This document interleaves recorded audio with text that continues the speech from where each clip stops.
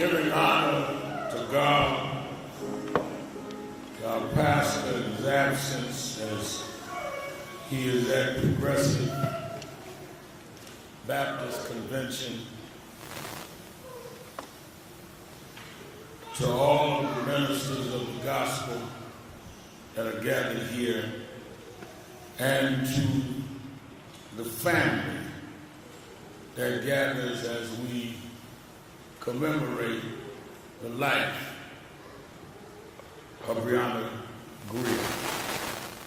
Let me say at the outset that the program says that we come to celebrate her life, but we also come to condemn her passing. We ought not act like we're here under a natural circumstance.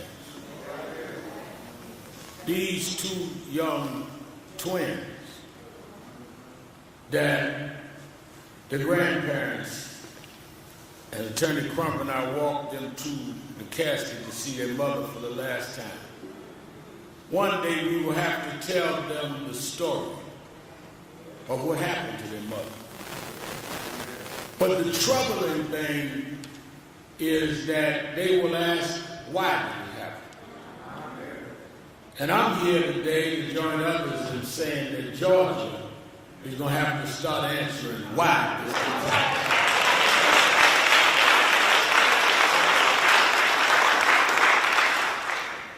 As I walked down the aisle and saw Reverend Gerald Derry, one of the pioneering civil rights leaders in our tradition, and who so many years provided such leadership for us. He still wears the Dr. King medallion I used to wear. And some of the street soldiers are here with us that works in our main chapter, Ms. Edith. I looked over and saw Geraldine, who was in Brooklyn when I started at 13 as youth director of Breadbasket. She's sitting next to my niece, who changes the color of her hair every time I'm in Atlanta. I had to look twice to make sure that was lit. And I thought about how Dr. Abernathy, who this street's named after, was the president of SLC when I started. We've been fighting these battles a long time. And the question is not how long we fight, but that we must continue to fight until we solve it. I got in the pulpit and saw presiding Reverend Shannon Jones, his brother, running out for state senator. Reverend Conrad Tiffany is his brother. And we come a long way. And the struggle is not about a season. Struggle is about the reason. And that is why when Ben Crump called and told me about Brianna and told me what happened and had her parents on Politics Nation, my TV show, and they asked me to be here. The thing that is most troubling to me is that the reports I read said that Brianna was having a mental health episode.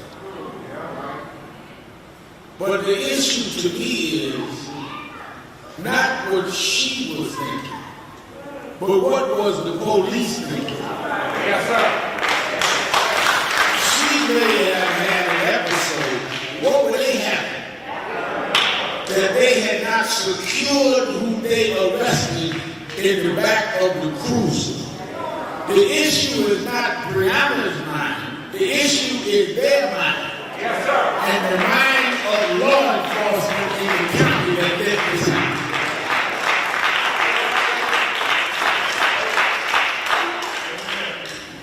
Her parents did the right thing. They called the law. She was going through an episode. She needed help. If she was in another community and had been of another parent, would y'all have not secured her? Would you have not made sure she got help? And then to come with that, she kicked the door open. To blame her for her own circumstance. Did you think we were going to sit by quietly and act like her life didn't matter? Did you think nobody would come and stand for these two twins that are born without a mother? Her life matters, and that's why we're here in this city.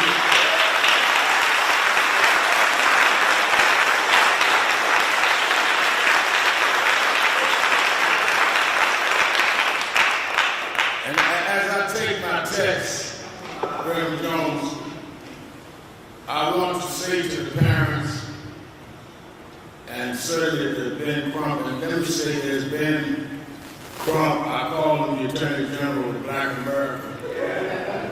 He takes a lot of flack, but you only get flack when you do something.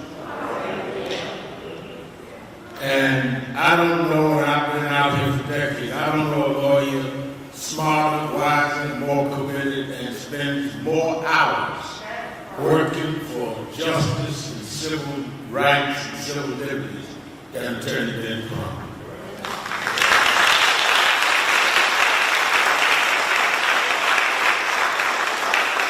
One of the things you learn is we all defend each other because we take everybody, you know, it ain't just on one side of town. You get more mess on your own side of town. Folk mad at you for being you. But we have to defend each other because there's not too many freedom fighters left. I want to say to these parents, Sister and Brother Grier, that I also, and to all of the loved ones that are gathered, that I want you to not worry that we just ruined the day and back out. I got an event that I was supposed to at New York, and I promised y'all I'd be here. I'm going right back. But I want y'all to set up a fund for these daughters to go to school.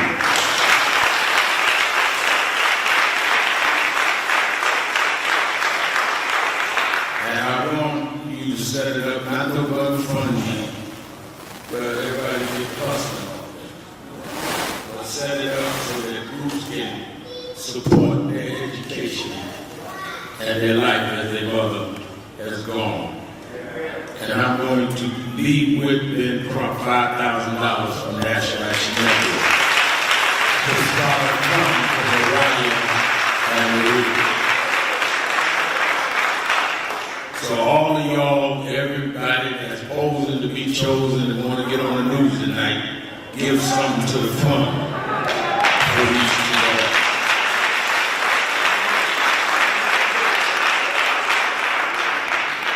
I was telling Rachel Norton, who handles our media, she's the media mogul now, I was telling her flying down with all of our group, that I was thinking about St. Luke's 12th chapter, 48th verse. Yes, sir. I put my glasses on because Reverend Jones gave me a small print Bible. Tamika must have told him to give me small print. She think I'm too old to read small print, but I can see this. And it reads, too much is given, much is required. Too much is given, much is required. The background of this is that as Jesus was talking to his disciples and told them that he was going away and that he would receive them, and they were asking what should they do in his absence and how should they behave, and he said, well, you're graded by if you're given much, much should be expected of you. Now there's two sides to this I want to address in just a few minutes and let you go. One side is that society gives more to law enforcement than other citizens.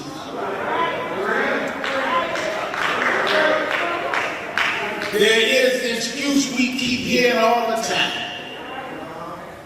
that police are only human. Well, it is true they're born human, but they're given more than other unions when they are given a gun and a badge to represent the state that they're in. When you put on that badge,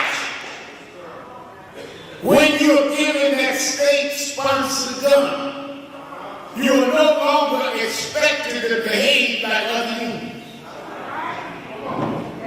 You are expected to be trained and behave in a manner that you don't react with your emotions, but you react with your training.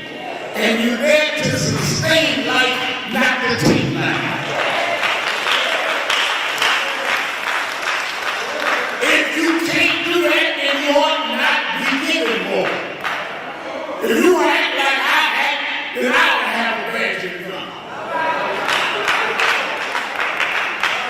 You can't be on equal behavior, but have superior ability. So when we question how the police would do this to Brianna, when we question how come she was not secure since you arrested her, it is not that we are looking, Reverend Marshall, for excuses. We're saying that you were given, you were commissioned, you were confirmed by the state, much was given. Therefore, you were required to bring her to receive the medical attention her parents sent her there for.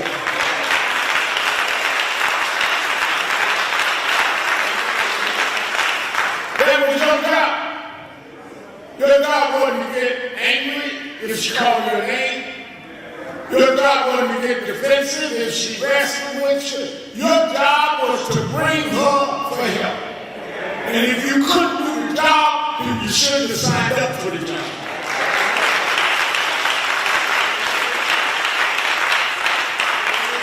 So me go run around and ask Brianna's family, but tell me about her. Tell me about how she behaved. Go ask the police about their behavior. Tell me how they grew up. Tell me how they passed the test. Tell me how come they were on the force that night and didn't know how to handle the situation. Their parents called for help. They did not call to have a funeral for their daughter.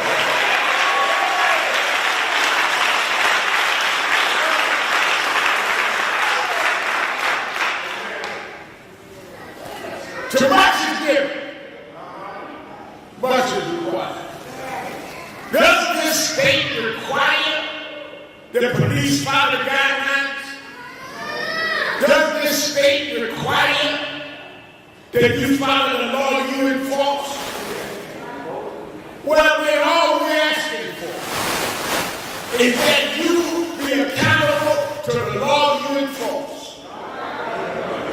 You will not under any life extenuating circumstances. And you cannot explain how somebody in the back of a police cruiser ends up with that kind of injury that leads to death.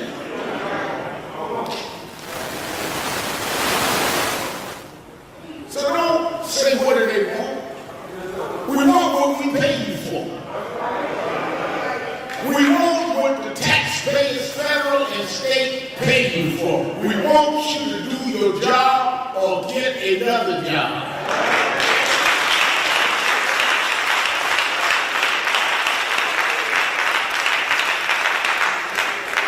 But we've come a long way.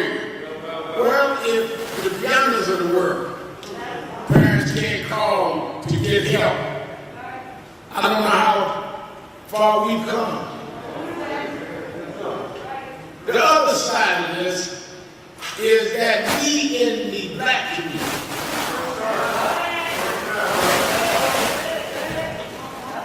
we've been given a lot. And more is required. When the foot soldiers that are here marched across the Edmund Pettus Bridge in '65, couldn't even walk down here. When Dirty young preacher. Couldn't he vote down here? Now we have a black president and a sitting black vice president. Got almost 60 black members of Congress. A senator from Georgia that passed Dr. King's church. A black man and blacks in the city council of Atlanta in the cradle of the Confederacy. Look how much he was given. But Brianna is still happy. And Reverend Taylor is still happy. And Judge Floyd is still happy. Because as much as you were given, you're not answering your requirement. We didn't put you there to give you a title. We put you there to stand up for the least of us.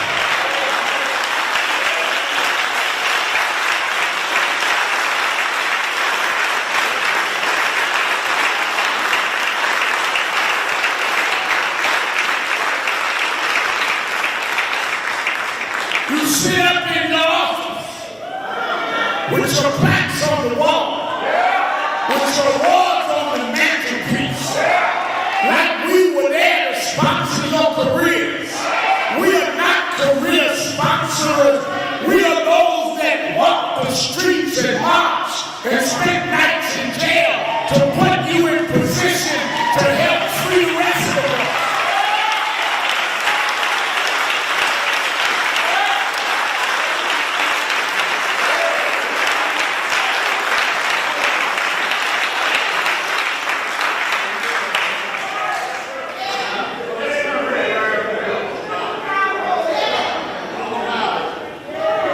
To think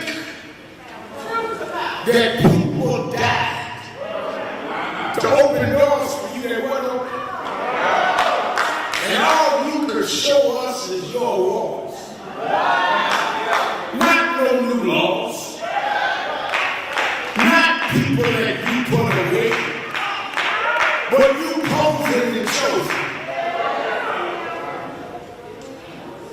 I stopped watching. There's barely a lot of social media because it got me so mad. People are just in love with themselves. They think they're superstars. You know, we used to have press conferences. Negroes get up now having press conferences with themselves. Look at me having breakfast. Look at me having lunch. Look at me with my shoes on. Just self-aggrandizing. And forgot the reason that we here. What is the purpose of your life? And why did God bring you at a time that your parents and grandparents didn't have to come? Why are you on Ralph Abernathy Boulevard?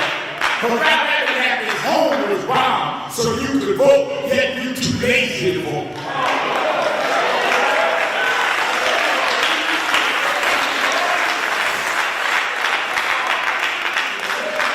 You drive by Martin Luther King and Coretta Scott King's grave. Black men, they talk about, I don't know why. I don't know about the station. This old black woman, black name. I understand Reverend. I call him Reverend. I don't do my show today, but I'm talking about it. I call him today. What all this black girl hacking? What about black men? The reason why black women out front is because you've been sitting around not doing that.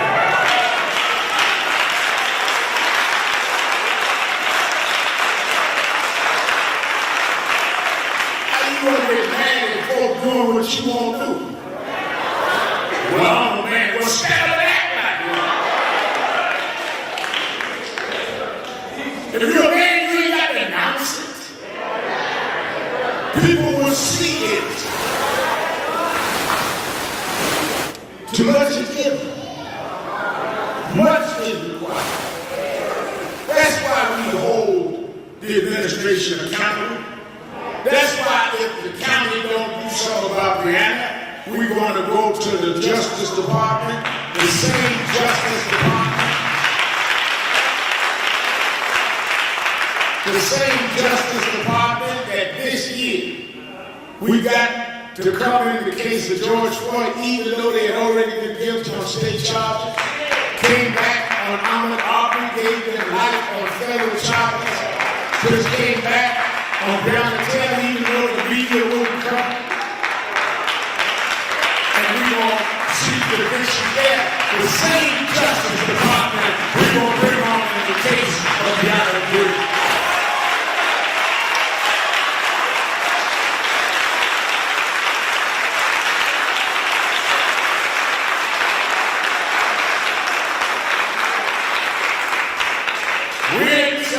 Tickets. When we show up, folk go to jail. You don't believe in actually the killers of George Floyd, killers of Ahmaud Arbery. We don't win every case, but we fight every case, and we win some, and we're going to win this one.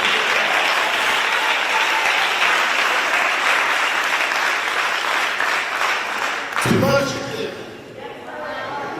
Much is required. Don't get in this like this is some competition. Some would name, some would indeed, some would but we all need to put our egos aside.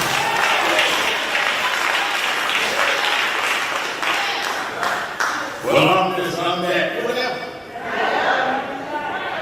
I'm young, I'm old, I'm young school, I'm new school, whatever school. We all need to stop this because we've all been given something, which means we are required to be better than that. That's why every time you hear me, I talk about religious king and others invested in C.T. Vivian right there in the church. Portland and Reverend Jesse Jackson. One of the times I was younger, I used to want to not talk about folks that poured into me, but the older I got, the more I understood they didn't owe me that. It's easy for folk to applaud you when you get a big name, but when nobody knew who you were, and they spend time with you and put you up, and then you don't want to thank them. It shows that you are not worthy of where God put you and you won't last. And we must be worthy of our ancestors that paid the price for us, that never was going to get any of what we get, but they paid it anyhow.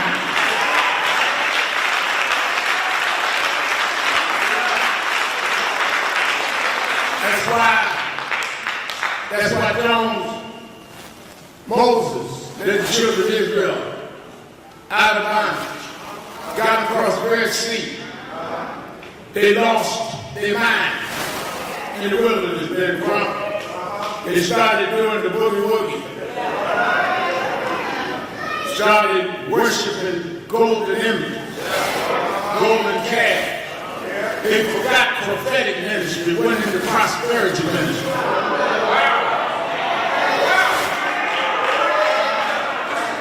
Worshiping golden calf. I don't care about that was what I told. I'm going right back to New York.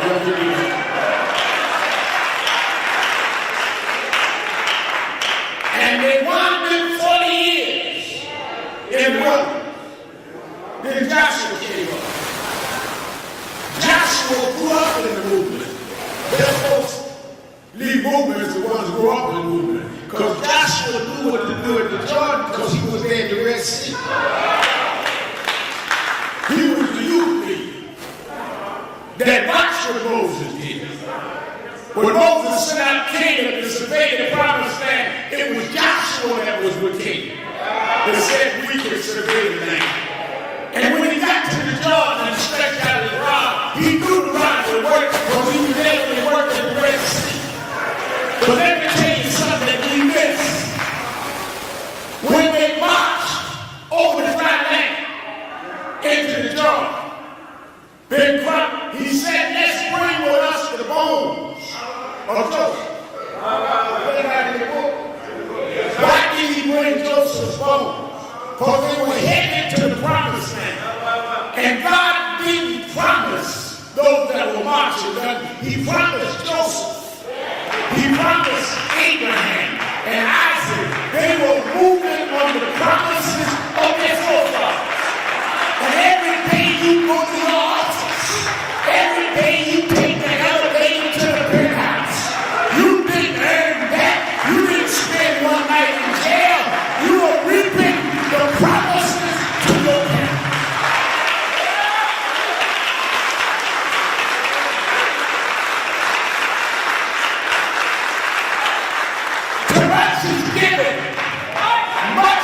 requires.